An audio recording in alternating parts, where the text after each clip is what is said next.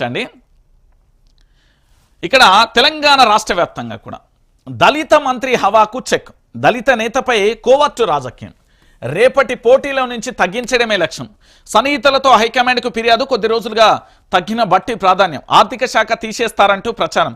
కమిషన్ల కథనాలలో కొత్త మలుపులు ఎన్నో అంటూ కూడా చెప్పిన పరిస్థితి కనబడుతుంది. ఇక విషయం ఏంది అంటే బట్టి విక్రమార్క తెలంగాణ రాష్ట్రానికి సంబంధించిన ఒక దళిత ఉప ముఖ్యమంత్రి. ఇక ఈ దళితులు ఎందుకు అంటారో, ఈ బీసీలు ఎందుకు అంటారో, ఎస్సీలు ఎందుకు అంటారో, ఎస్టీలు ఎందుకు అంటారో నాకు అర్థం కాదు. కానీ ఓటు వేసేటప్పుడు అయితే ఇవన్నీ కనబడాయి. మరి ఓటు వేసేటప్పుడు నేను దళితునికే ఓటేస్తానా, నేను బీసీకే ఓటేస్తానా, నేను ఎస్టీకే ఓటేస్తానా అనేటివి అయితే ఉండవు. కానీ అధికారం రాగానే ఏదన్నా మరక అంటంగానే నేను దళితుణ్ణి, నేను గిరిజన బిడ్డను, అయ్యో నేను బంజారా బిడ్డను, ఇవన్నీ గుర్తొస్తాయి వీళ్ళకు.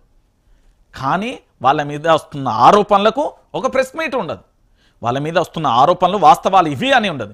వాళ్ళ దగ్గరనే ఇంటెలిజెన్స్ వ్యవస్థ ఉంటుంది కదా, అవసరమైతే సిఐడి కానీ సిబిఐ కానీ ఈడీ కానీ దర్యాప్తు చేసుకోవచ్చు అని మాత్రం చెప్పరు.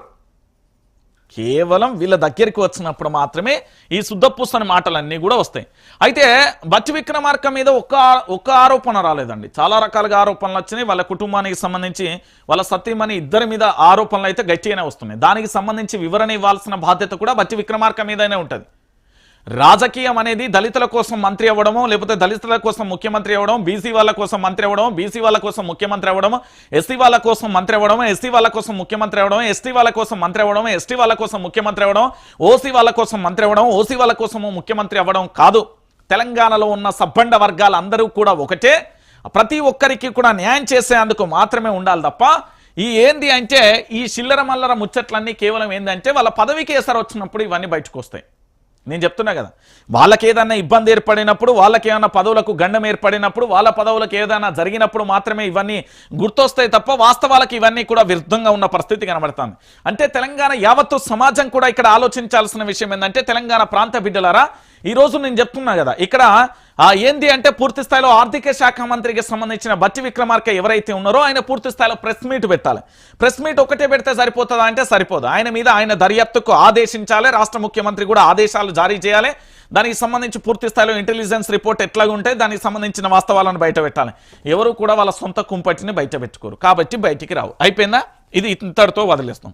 ఇక ఉత్తమ్ కుమార్ రెడ్డి గారు ఒక చిన్న క్లారిటీ ఇచ్చారు. అయితే ఉత్తమ్ కుమార్ రెడ్డి గారు చెప్పిన వాస్తవకు నేను ఢిల్లీకి ఉన్న తాజా సమాచారాన్ని అడిగే ప్రయత్నం అయితే చేసిన. ఏంటి అంటే సీఎం రేస్లో నేను లేను, అసెంబ్లీలో కేసీఆర్ తర్వాత నేనే సీనియర్, మంత్రి ఉత్తమ్ చిట్చాట్ కొత్త కార్డులు ఇచ్చిన తర్వాతనే సన్న బియ్యం పంపిణీ అని కూడా వెళ్ళని. సీఎం రేస్లో నేను లేను అని ఎందుకు చెప్పిండు అంటే, అయితే దీనికంటే మీకు పెద్ద చరిత్ర చెప్పాలి. నిన్న నాకు అందిన ముచ్చట ఇది బ్రహ్మాండం బద్దలయ్యే ముచ్చట. ఎందుకంటే తెలంగాణ యావత్తు సమాజం కూడా సంచలనమైన విషయం. ఇప్పుడు రాష్ట్ర ముఖ్యమంత్రి ఎవరండి? తెలంగాణ రాష్ట్ర ముఖ్యమంత్రి ఎవరు? రేవంత్ రెడ్డి గారు, తెలంగాణ రాష్ట్రానికి సంబంధించిన సీఎం. అయితే రేవంత్ రెడ్డి గారు పూర్తి స్థాయిలో అధికారంలోకి వచ్చినప్పటి నుంచి కూడా 2023, 24, 25 అయితే వీరి యొక్క ముఖ్యమంత్రి పీఠం ఆగస్టుతో ముగుస్తుంది అంటూ భారతీయ జనతా పార్టీకి సంబంధించిన కీలక నేతలు ఎల్ఏటి మహేశ్వర్ రెడ్డి కానీ, దాంతోపాటు ఢిల్లీలో రాజకీయాలలో చక్కర్లు కొడుతున్న ఒక ప్రధానమైన అంశం ఏంటంటే, మన రాష్ట్ర ముఖ్యమంత్రి ఎవరు? గౌరవ యనుమల రేవంత్ రెడ్డి గారి యొక్క పదవి కాలం ఆగస్టులో ముగియబోతున్నది, ఆగస్టుతో ముగింపు పలకబోతున్నది అనేది వారు ఆరోపిస్తూ వారు చెప్తున్న మాట. ఇది ఢిల్లీ గల్లీలలో చక్కర్లు కొడుతున్న అంశం. యనుమల రేవంత్ రెడ్డి గారి యొక్క పదవిని అంటే కొత్త ముఖ్యమంత్రిని వస్తారు, ముఖ్యమంత్రిని మారుస్తారు అనేది ప్రధాన అంశం. అయితే ఉత్తమ్ కుమార్ రెడ్డి గారు నెక్స్ట్ సీఎం అంటూ జోరుగా చర్చ జరిగింది. అయితే ఉత్తమ్ కుమార్ రెడ్డి గారు చాలా క్లారిటీ ఇచ్చిండు. ఆ రేసులో నేను లేను, ఆ తలకాయ నొప్పి నాకద్దు, ఇప్పటికే ఆర్థికానికి సంబంధించి బడ్జెట్ ఎట్లున్నది, ఇక్కడ మంత్రులు ఎట్లాగో ఎవరు చెప్పిన అయినారో, అనవసరంగా ముఖ్యమంత్రి పదవి తీసుకొని నేనెందుకు బదనం కావాలనే కోణంలో ఈయనున్నారు. అయితే మరొకరి పేరు కూడా తెర మీదకి వస్తుంది, శ్రీధర్ బాబు అందరికీ తెలుసు కదా. సో శ్రీధర్ బాబు కొత్త ముఖ్యమంత్రి అనే కోణం కూడా ఆగస్టు తర్వాత ఆయన నియమించే అవకాశాలు ఎక్కువగా ఉన్నాయి అనేది మరొక అంశం కూడా ఢిల్లీ గల్లీలలో చక్కర్లు కొడుతున్న అంశం. సో ముఖ్యమంత్రి గారికి పదవి గండం ఉంది, ఆగస్టులోపు ఖచ్చితంగా దించేస్తారు, హైకమాండ్ ఆదేశాలు తీసేస్తారు. కానీ ముఖ్యమంత్రి యనుమల రేవంత్ రెడ్డిని దించేస్తే కాంగ్రెస్ పార్టీ ఎట్లా ఉంటుంది? నాకు అర్థం కాని విషయం ఏంటంటే, పిసిసి అధ్యక్షుడిగా రేవంత్ రెడ్డి, తెలంగాణ రాష్ట్ర ముఖ్యమంత్రిగా రేవంత్ రేవంత్ రెడ్డిని దించేస్తే కాంగ్రెస్ పార్టీ తెలంగాణలో బతుకుతుందా? ఇది $1 మిలియన్ ప్రశ్న.